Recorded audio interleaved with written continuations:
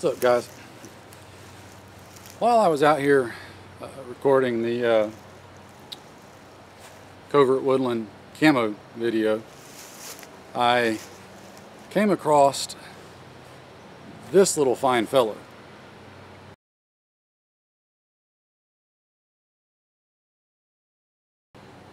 Now, in case you guys don't know, that is a water moccasin, aka cottonmouth. Same snake, nickname's cottonmouth, correct name's water moccasin. For those that don't know, that is a member of the pit viper family and is highly venomous. They are known for being fairly aggressive, somewhat territorial. He was not real happy about me being in his home. And I was thinking about this and I thought, this is a good video point learning moment.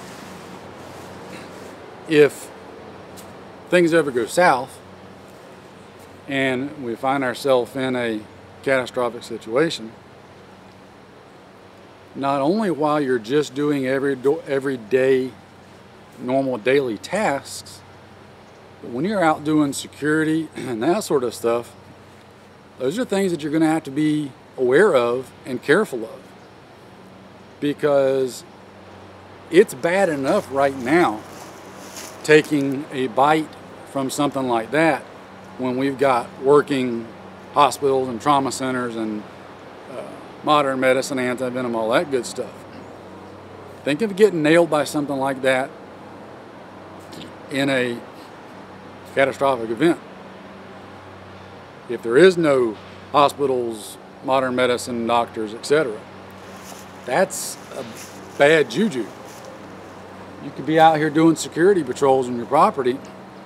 You're not only going to be having to look for two-legged threats, but no-legged threats as well. You walk up on one of those and you're too busy looking up here and he's down there and he nails you in the leg, or you stop for a security halt, go down on a knee and he's right there and you didn't see him,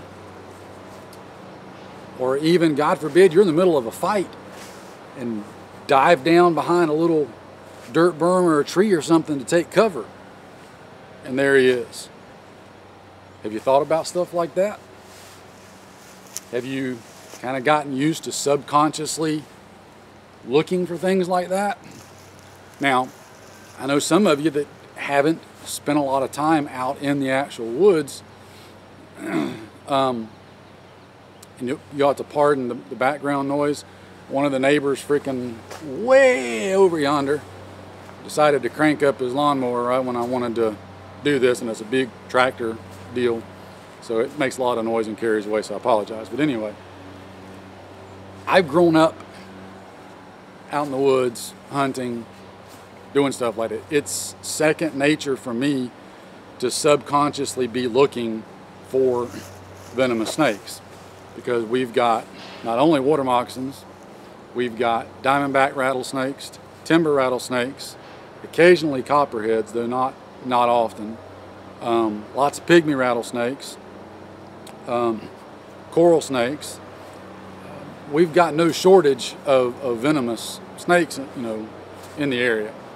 So as a young child, I grew up having that pounded into me to be looking for those kind of threats when I'm out, doing anything in the woods or stuff.